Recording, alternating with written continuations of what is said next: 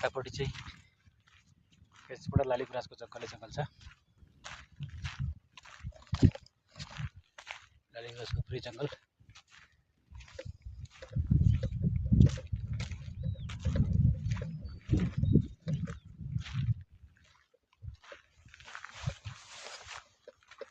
यो चाहिँ पुरै लाली गुराँसमा देखिएको जङ्गल हो।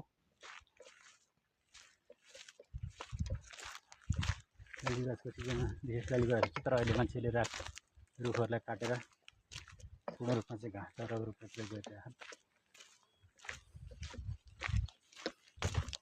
यहाँ चाहिँ एउटा बोर्ड नै राखेको रहेछ।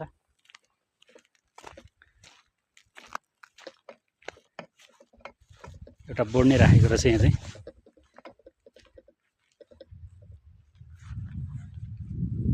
हिमाली सम्पदा गुराँसको संरक्षण गरौँ, सुकेको हाँगा मात्र काटौँ, गुराँसको फुल नटिपौँ, गुराँसको बिरुवा रोपौँ।